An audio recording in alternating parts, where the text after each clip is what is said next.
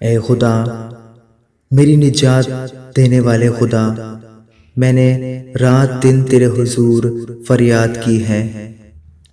میری دعا تیرے حضور پہنچے، میری فریاد پر کان لگا، کیونکہ میرا دل دکھوں سے بھرا ہے اور میری جان پاتال کے نزدیک پہنچ گئی ہے۔ میں گور میں اترنے والوں کے ساتھ گنا جاتا ہوں۔ میں اس شخص کی مانند ہوں جو بالکل بے کس ہو، گویا مقتولوں کی مانند جو قبر میں پڑے ہیں، مردوں کے درمیان ڈال دیا گیا ہوں، جن کو تو پھر کبھی یاد نہیں کرتا اور وہ تیرے ہاتھ سے کاٹ ڈالے گئے۔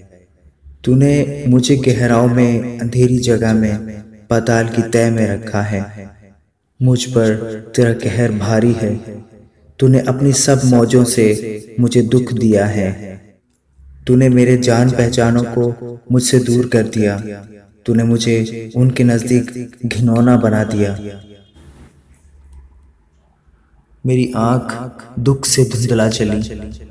اے خداوند، میں نے ہر روز تجھ سے دعا کی ہے، میں نے اپنے ہاتھ تیری طرف پھیلائے ہیں۔ کیا تو مردوں کو عجائب دکھائے گا؟ کیا جو مر گئے ہیں اٹھ کر تیری تعریف کریں گے؟ کیا تیری شفقت کا چرچا گور میں ہوگا یا تیری وفاداری کا جہنم میں؟ کیا تیرے عجائب کو اندھیرے میں پہچانیں گے اور تیری صداقت کو فراموشی کی سرزمین میں؟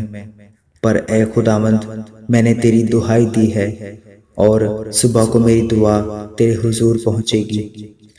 اے خداوند، تو کیوں میری جان کو ترک کرتا ہے؟ تو اپنا چہرہ مجھ سے کیوں چھپاتا ہے؟ میں لڑک پن سے ہی مصیبت زدہ اور قریب الموت ہوں۔ میں تیرے ڈر کے مارے حواس باختہ ہو گیا۔ تیرا قہر شدید مجھ پر آ پڑا، تیری دہشت نے میرا کام تمام کر دیا۔ اس نے دن بھر سیلاب کی طرح میرا احاطہ کیا، اس نے مجھے بالکل گھیر لیا۔ تو نے دوست و احباب کو مجھ سے دور کیا اور میری جان پہچانوں کو اندھیرے میں ڈال دیا ہے۔ آمین۔